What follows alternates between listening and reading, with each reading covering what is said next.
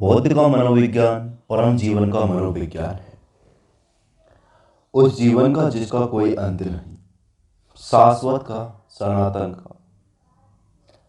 ऐसे धर्मों सनातनों, वे उस धर्म और नियम की बात करते हैं जिससे सनातन उपलब्ध हो जाए, शाश्वत उपलब्ध हो जाए।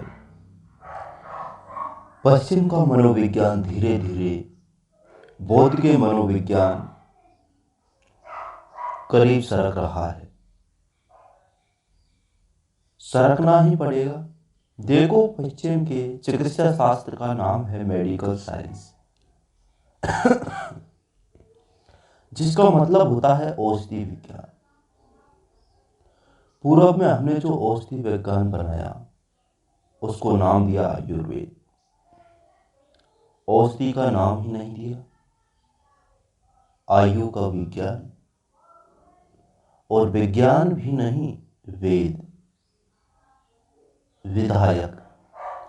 औषधि तो नकारात्मक है, बीमारी हो तो औषधि का उपयोग है, बीमारी न हो तो भी आयुर्वेद का उपयोग है, क्योंकि केवल जीवन का विज्ञान है। सिर्फ बीमारी की फिक्र नहीं करता कि बीमार हो तो औषधि देकर मिटा दो, बीमार न भी हो तो जीवन को कैसे गुणफल करें, जीवन को कैसे बढ़ाओ। पूर्व और पश्चिम की दृष्टि में यह फर्क है।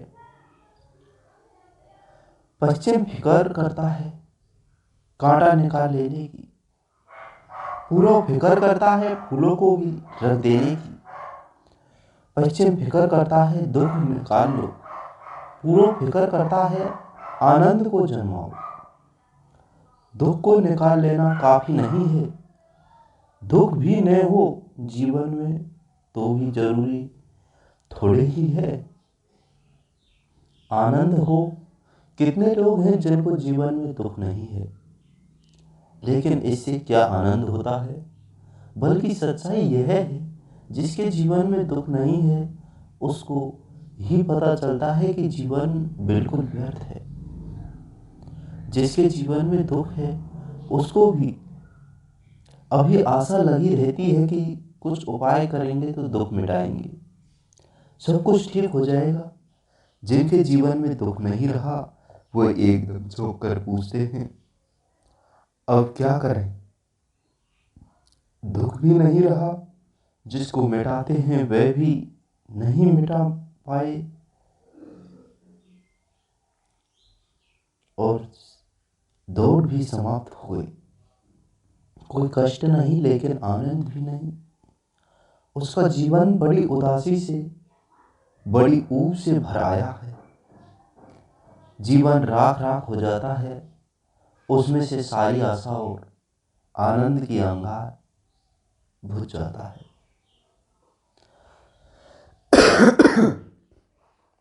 तुम चकित होगे देखकर कि भिखारियों के कदमों में भी तुम्हें गति मालूम होती है, हो सकती है, क्योंकि उनको कहीं पहुंचना है, कुछ दुख मिटाना है, कुछ तकलीफ ठीक करनी है। सम्राट के पैर बिल्कुल भी बोझल हो जाते हैं, नहीं कहीं उन्होंने को न कुछ पाने को जो पहुंचाना था पहुंच चुके, जो पाना था पा लिया। अब सिर्फ इतना बड़ा प्रश्न बनकर खड़ा हो जाता है, अब सिर्फ घसीटते हैं, अब सिर्फ मौत की राहें देख रहे हैं कि अब आए कब छुटकारा मिले, यह दिला दे। दुख का न हो आनंद, आनंद नहीं है। दुख का न हो जाना आनंद के होने के लिए जरूरी शर्त हो सकती है, आवश्यक हो सकता है, पर्याप्त नहीं है। तो पश्चिम का मनोविज्ञान धीरे धीरे सरक रहा है। फ्रायड ने जहां मनोविज्ञान को छोड़ा था उसने बहुत आगे जा चुका है। पश्चिम में मनोविज्ञान नए मानवतावादी विचारधारा पैदा हुए हैं। अब्राहम मैस्लो और दूसरे जिन्होंने अब मनोविज्ञान को नई दिशाएं देनी शुरू की हैं, वे दिशाएं ये हैं कि अब बाद में हमें फिक्र नहीं है कि आदमी सिर्फ स्वास्थ्य से ज़्यादा हो, आनंदित हो। इतना काफ़ी नहीं है कि बीमारी नहीं हो, इतने से क्या होगा, उत्सव हो, तुम चल सको, तुम्हारे पैर स्वस्थ हो, इतना काफ़ी नहीं है। तुम नाच भी सको, चलना एक बात है। एक आदमी पैर पर ठीक नहीं चल सकता,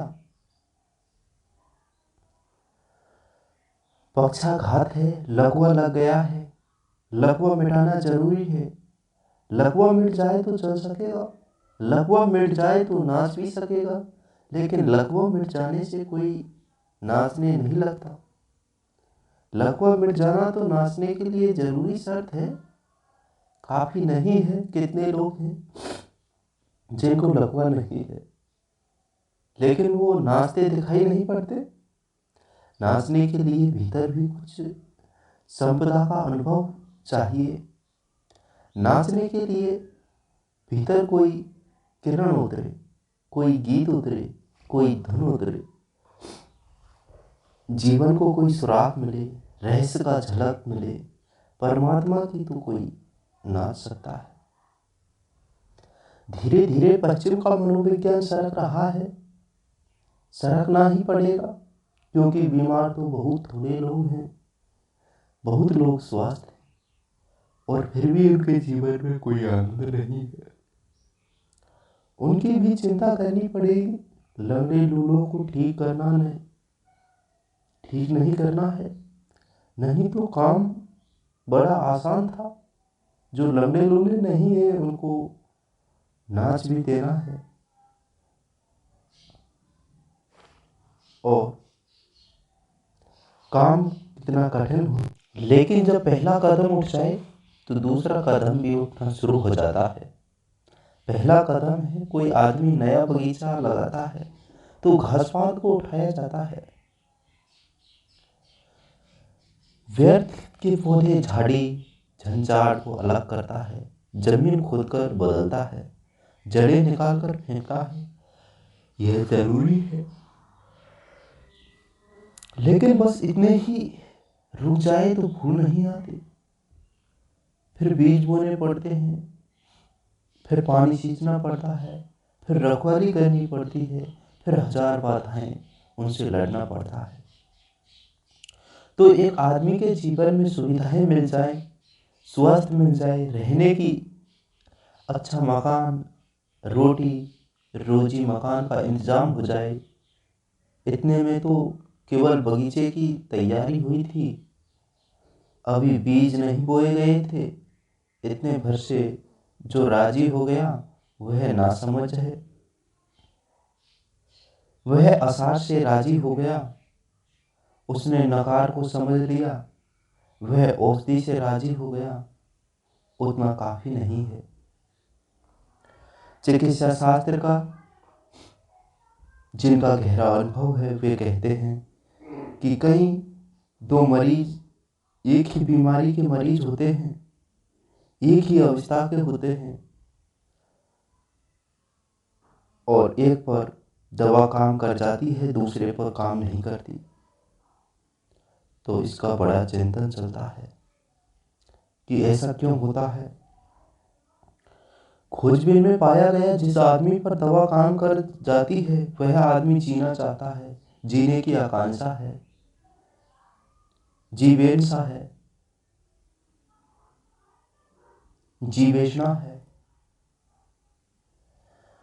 औषधि काम कर जाती है, वह जो दूसरा आदमी जिस पर औषधि काम नहीं करती वही बीमारी है, वही अवस्था है, वही जीना नहीं चाहता, वह उदास हो गया है, वह थक गया है, उसने आशा छोड़ दी है, फिर औषधि काम नहीं करती। मेरे देखो जो लोग मन में रुग्ण हैं वे लोग हैं जिनको जीवन में सुख का कोई सुराग नहीं मिला और उन्हें आशा छोड़ दी। वे हताश हो गए। उनको तुम खींच तान कर खड़ा भी कर दो तो भी नचा नहीं सकोगे। खींच तान कर खड़ा किया जा सकता है, धक्का मुक्की देकर चलाया भी जा सकता है, बैसाखियां भी दी जा सकती है और किसी भी तरह गति लाई जा सकती है, लेकिन नाच बैसाखियों में नहीं आता। और न धक्का देकर कोई नाच ला सकता है। नाच तो अंतर्गृह से उतरे कोई द्वार खुले, कोई झरोखा खुले, भीतर नई रोशनी आए, नई हवा आए, परमात्मा उसके भीतर पुनर्जन्म दे। तभी पूर्व में हमें आनंद विज्ञान ने निर्मित किया है, पश्चिम का विज्ञान केवल दुख से कैसे छुटकारा हो। इसलिए पश्चिम में दुख से छुटकारा हो भी गया, लोग बड़े बेचैन हो गए, सुख आता दिखाई नहीं पड़ता।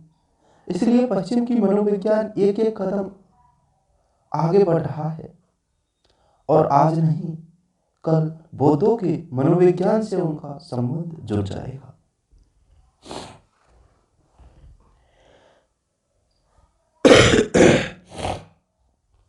तीसरा प्रश्न आता है, आप कहते हैं जियो अभी और यहीं, पर स्वयं को देखकर हमें अभी और यहीं जीने जैसा नहीं लगता।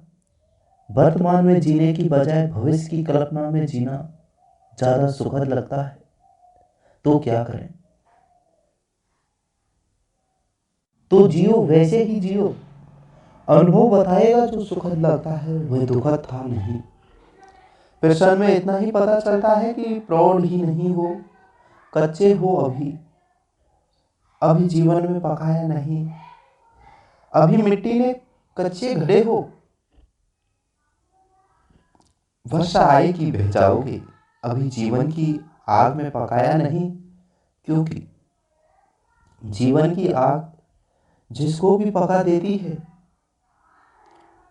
उसको यह साफ हो जाता है, क्या साफ हो जाता है कि एक बात ही साफ हो जाती है कि भविष्य में सुख देखने का अर्थ ही यही है कि वर्तमान में दुख है, इसलिए भविष्य में अपने सुखद मालूम होते हैं। थोड़ा सोचो, आदमी दिन भर भूखा रहा है, वह रात सपने देखता है भोजन के, लेकिन जिसने भरपेट भोजन किया है वह भी कहीं रात सपने देखता है भोजन के। देख तो पागल है कि देखने तो पागल है, जो तुम्हें मिला उसके तुम सपने नहीं देखते, जो तुम्हें नहीं मिला है उसके तुम सपने देखते हो। वर्तमान तुम्हारा दुख से भरा है, इसको भुलाने को, अपने मन को समझाने को, रिसाने को, राहत के लिए, सांत्वना के लिए तुम अपनी आंखों को भविष्य में टटोलते रहो। कोई अपना सब ठीक हो जाएगा, कल की आशा में, भरोसे में आज के दुख को झेल लेते हैं।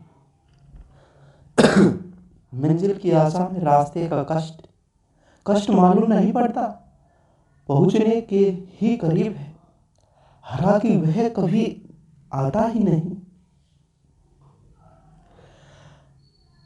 आज जिसको तुम आज कह रहे हो यह भी कल था। आज के लिए तुमने अपने सपने देखे, वे पूरे नहीं हुए, ऐसा ही पिछले कल भी हुआ था और पिछले कल भी हुआ था और यह आगे भी होगा। अगर तुम्हारा आज सुखपूर्ण नहीं है तो दुखपूर्ण आज से सुखपूर्ण कल कैसे निकलेगा? थोड़ा सोचो, आज कहीं आकाश में थोड़े ही आया है,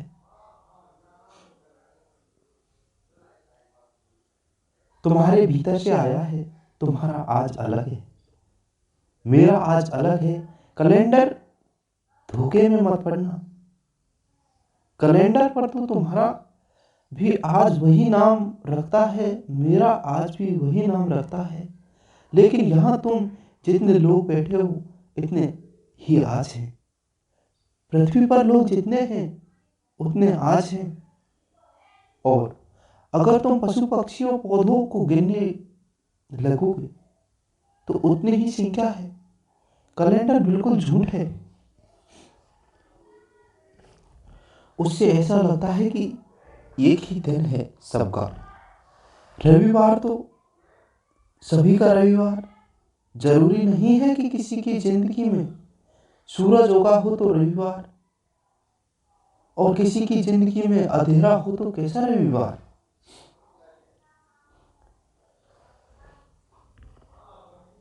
आज कहीं अवकाश से नहीं कि आज कहीं आकाश से नहीं उतरता। समय वही कहीं बाहर से नहीं आता। समय तुम्हारे भीतर से पैदा होता है। तुम ही आज को जीकर कल पैदा करोगे।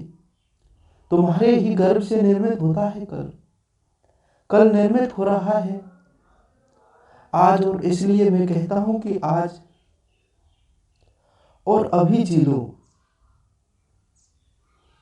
और इतने आनंद से जियो, ऐसे भरपूर जियो कि तुम्हारे गर्भ में निर्मित हो रहा है वह भी रूपांतर हो जाए। तुम्हारे आनंद को पकड़ लो। आज अगर तुम दुख में जी रहे हो तो कल की आशा कर रहे हो। सुख की आशा से पैदा नहीं होगा कल। कल तो तुमने पैदा होगा, तुम जैसे ही जी रहे हो उससे पैदा होगा। तुम्हारे अस्तित्व से पैदा होगा, तुम्हारे सपनों से नहीं। समझो एक माँ बीमार है और उसके गर्भ में एक बेटा है और रुग्ण है, और शरीर जरा जीर्ण है। बेटा तो इस जरा जीर्ण रुग्ण शरीर से पैदा हुआ। माँ चाहे सपने कितने भी देखती हो, बेटा बड़ा स्वस्थ होगा, महावीर जैसा स्वस्थ होगा।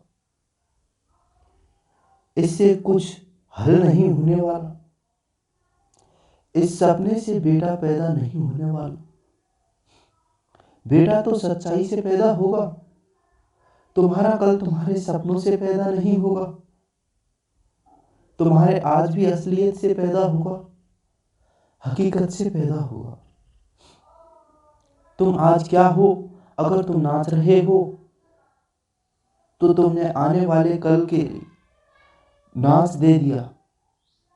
अगर तुम प्रमुदित प्रफुल्लित हो तो कल का फूल खिलने ही लगे, क्योंकि जिस फूल को खिलाना है उसकी कली आज ही तैयार हो रही है।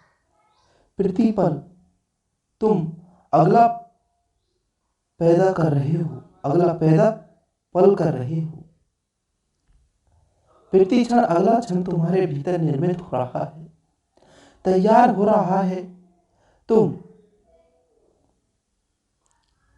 सृष्टा हो। तुम अपने समय को खुद पैदा करते हो। इसलिए मैं कहता हूं आज जियो, लेकिन तुम्हें लगता है वर्तमान जीने जैसा नहीं लगता। अगर वर्तमान में जैसा नहीं लगता तो कल भी वर्तमान होकर ही आएगा। फिर भी वह जैसा जीने नहीं लगेगा।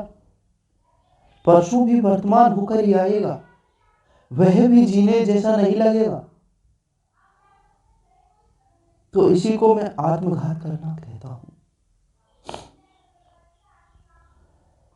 तब तो आत्महत्या कर रहे हो, जी नहीं रहे हो।